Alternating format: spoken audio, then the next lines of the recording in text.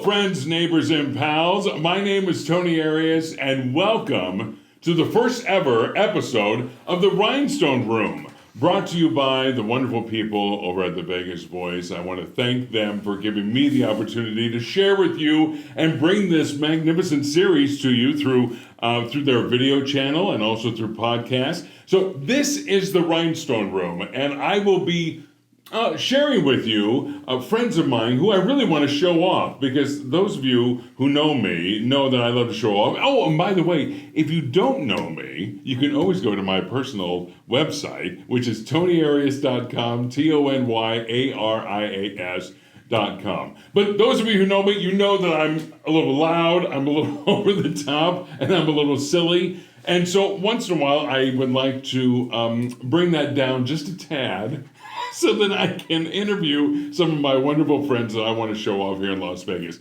This channel is all about the entertainment of Las Vegas, and I know there's a lot of those shows and so forth out there right now, but this is the real deal. This is the ultimate, right? It's the Rhinestone Room, and it's brought to you by the Vegas Voice, and we're going to have a great time. So thank you so much for tuning in. And because this is the first episode, I wanted to bring in somebody extremely special, somebody who's special to me and somebody who's going to be very special to you, and you're going to find out about them more in just a second here. And I want to thank somebody that most people call him Maestro. He's a writer, he's a producer, he's a director, he's a composer, he's a lyricist, he's a singer, a pianist, a conductor, and much, much more. Most people call him Maestro, and I call him Maniacal. Ladies and gentlemen, would you please welcome to the Rhinestone Room, Mr. Keith Thompson. How do I follow that? Oh my God. Anyway, nice to be here, Tony. It's wonderful to be here. I'm taking a break from all those things that I do. Yes, and, I know. My God, you're so talented. Wow. Isn't that amazing? Yeah, that is. I didn't even think about that. Well, okay, well, there you go. Well, thank you so much for being here. Yeah. This is my first episode, and I wanted it to be special. I wanted it to be big and over the top. It's good. And so, thank you. You're good for this. I think so. I think we're going to be very good for each other. I really do. I really believe that. I want people to understand that you came from the Broadway stage of New York. Well, I wasn't actually on a Broadway stage. I came from New York, and I did a lot of Broadway shows, national tours, stuff like that in the world of musical theater in New York City. Right. So, and they call it Broadway, but, basically that's a good way to describe it. I also taught at NYU for a long time, which is, I'm not really an educator. They don't let me near children very often. I'm kidding. No. I found it to be very rewarding. I never really anticipated that I would be an educator, but I got a job teaching musical theater at NYU through a director friend of mine, and it was one of the most rewarding things I think I've ever done, to watch young people learn their craft, develop right before your very eyes. And then because you're in New York City, they would walk right out of school and into Broadway shows. They would get cast because they were really in the prime of what they were going for and learning their craft. So fantastic. So you went from that, but then you came to Las Vegas. Yeah. Almost 20 years ago. With what was I thinking? Yeah, exactly. I mean, from New York to Vegas. What a culture shock that must have been. It was more of a lack of culture shock, I thought, at the time. Yeah. But what it was that Vegas is the entertainment capital of the world. Right. And in New York, I will admit that I had that kind of snooty-ish attitude because it's New York. But what I found was that there was a beautiful community here. Probably more so than anything that I had experienced in New York, because in New York there's a lot of competition, and there's competition here too. But there is a Broadway community. Don't get me wrong. But you have to kind of be up in that echelon, and if you're not, you're kind of in the periphery. Whereas here, we really care about one another as entertainers. We really do. And that's what I found. I didn't find it immediately, but then I met you and people like you, and the whole thing turned around, and I'm so happy to be here in Las Vegas as part of this community. Yeah. So. Well, and it's wonderful having you, but you help redevelop, if you will, this next generation of music appreciation in Las Vegas? Well, what I did was I started. My passion has always been original music because I'm a writer and I liked doing that. And when I came out here, I was told by producers that sort of people in the higher realms of Vegas entertainment not to bother because they said nobody wants to hear original music. They want to hear what they know.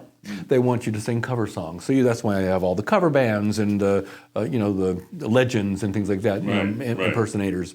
And I said I was really disappointed. And then I started. A friend of mine, Michael Brennan, said to me, "Hey, we're writers. Let's all get together and share our original music." And that's how the Composer Showcase started.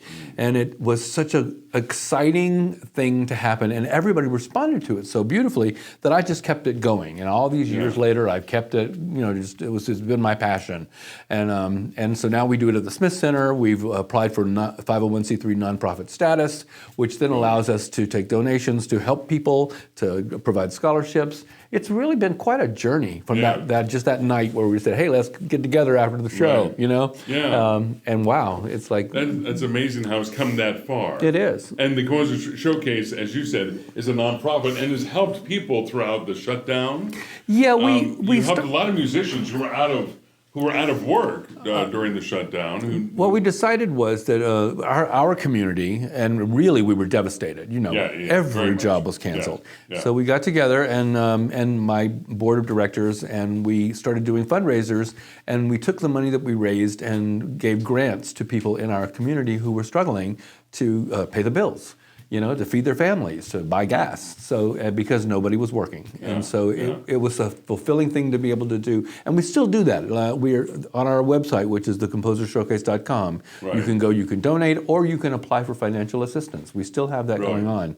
So, and the Composer Showcase is every month at the Smith Center. At the Smith Center. Now it's Myron's Cabaret Jazz. Is that technically they don't call it Cabaret Jazz anymore. Okay. They just call it Myron's. Let's just call it Myron. But it's like Myron's Place or Myron's Cabaret Showroom. Right. Okay. But it's on a monthly basis. So go to thecomposershowcase.com and all the information is there. And again, it's a nonprofit and it's a magnificent show. Well, I go. It's a late show. 9:30. That's not too late. It used to be 10:30. It used to be 10:30. Yeah, it's 9:30. But I'm getting older, so I.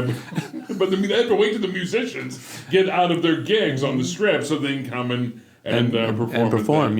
So let's talk about. Also, I just want to say, you came here with We Will Rock You. He came here to also do the producers. Remember when the producers was here? Hairspray, and then you had Long Run with the Jersey Boys. Jersey Boys ran 8.5 years. 8.5 years. Right. Conductor. That's what this man does. He conducts all these orchestras, and he's magnificent at it. But what I'm really excited about is this magnificent show that you wrote, produced, and directed, wrote the music for, and it's called God Lives in Glass. It's going to be at the Smith Center and the Reynolds Hall. That's the big...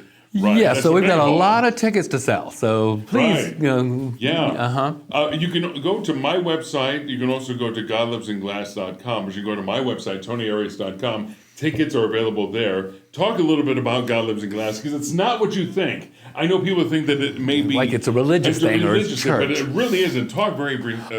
Briefly. When I was working at NYU, this book, I became aware of it. The writer of this book is Robert Landy. And Dr. Robert Landy was the head of drama therapy at NYU. He had gone through this process, this project, part of his own identity crisis as he began to age.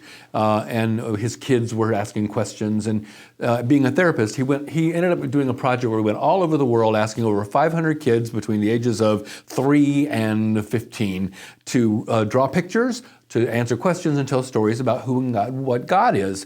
And these were kids from all over the world, different cultures and religions and nationalities, like places where we would not even imagine that he had gone. But he went and he got all these different ideas, and he just took the information and the pictures and he just laid it out. So when we put together the musical version of it, that's what we did. We don't try to make an opinion or instruct in any way. We just lay it out musically. We added music to this whole thing, and it became so delightful and wonderful. We did it in New York 20 years ago this year, and like almost to the day. I mean, like we were in rehearsal right now, 20 years ago, learning what it is. And then when we came to Vegas, we started doing it as concerts to raise money for other nonprofits, charities that were child-oriented mostly, and it grew and grew and grew. In 2015, we did it at the Smith Center. And it was a very large production. You were in it. You are in it this time. So what it is, it's at the Smith Center, it's going to be like an 80-voice choir.